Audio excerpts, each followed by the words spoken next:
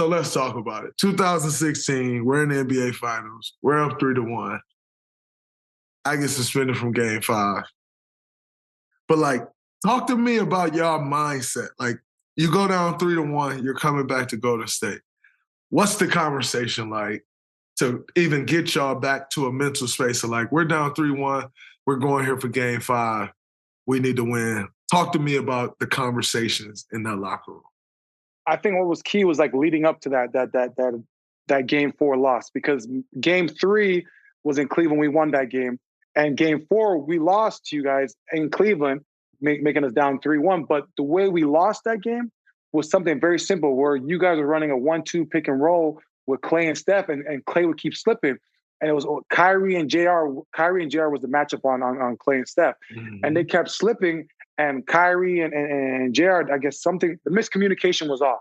So it wasn't like, we felt like we beat ourselves that game just because we weren't, the lack of communication with those slip outs, and you guys basically started a whole trend with these slip out screens, right? So so I remember after that game, Bron sent the text out and, like, you know, like, we're right there. Like, listen, don't come on the plane if you don't think we can come back and win this series. Because we felt like, even though we lost Game 4, we felt like we could. It was a winnable game. It was something that it was self-inflicted wounds where we felt like, okay, we can do this. So going into Game 5 now, our mentality was like, listen, we know how long that flight is. We know these boys do not want to come back to Cleveland. They do not want to come back to Cleveland. Nobody wants to take a 6-hour flight from San Fran all the way back to Cleveland, Ohio to play a basketball game. So we said, listen, if we win Game 5, this is going 7 games. And the reason why we believed in that was because during that time, I believe Iggy's back was hurt. His back was hurt. I remember we actually had practice. We did a little snooping too. We had practice at your guys' court. We walked in, and whoever your trainer was at the time had all your guys' names down with all your guys' injuries. And I remember you were on a bunch of medicine. Like, you were on, like, ibuprofen. You were on a bunch of shit. And I was like, God, I'm like, man, you're on 4 medications. Then you see Iggy's back. You see Clay's. Remember, Klay had the sleeve on his calf. Yeah. So his calf was acting up. So we said, oh, these guys are breaking down. These guys are breaking down. So if we can get Game 5, we know mentally, because, you know, basketball, it becomes, in the playoffs, it's all a mental thing. Absolutely. So we're like, mentally, these boys do not want to come back to Cleveland for a Game 6. Absolutely not. So we can get Game 5. We can push this to 7 because we know we can win at home. We're at home. We know we win it at home. So that was our mindset. And Bron, who's the leader he is, he said, don't come on this plane unless you could believe we could come back. And sure enough, everyone showed up. We believed that. And, you know, obviously T-Lou talks about a story about putting a $100 bill up in the vents, and we'll come back and get it.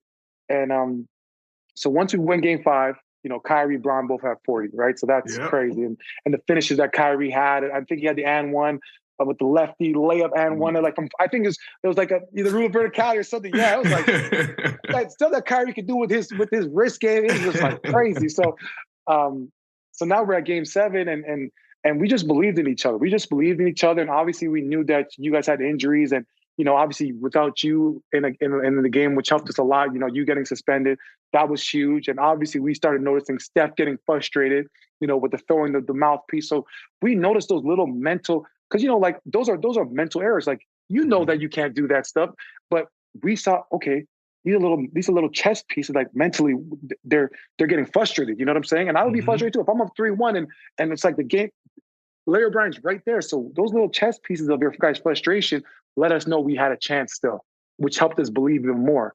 So that's kind of like, it was like a mental game at that point for us, because the basketball we could figure out. You know what I'm saying? But we knew mentally you guys were getting frustrated and you guys were actually banged up and hurt. So we said, okay, like let's just keep applying the pressure and extend the series. You know? Absolutely, it's crazy too. Remember, Bogut was out with the rib. Brogan had a broken rib, and he missed the game. No, we were beat up, and then obviously the suspension was what it was. But, you know, you guys come back, and you come back, you win the 2016 championship, which was huge, and for y'all, for yourself, but also in NBA history, like, was huge. I'm actually not mad about that at all, because then we come back in 2017. And we got Kevin Durant. What's the thinking then? Like, what's the thinking we come back next year with Kevin Durant? Man, when you guys came back with Kevin Durant, I said, how is this? I said, these guys are out of control. I said, I was joking around. I'm like, man, these guys sold themselves to the devil. How the hell you guys pull this off? I said, how do these guys pull this off? You guys are 73-9. You lose in the finals, and you get Kevin Durant. That's the gift you get? That's not a bad trade. You give up one championship to get two. We call that a deal. We call that a steal.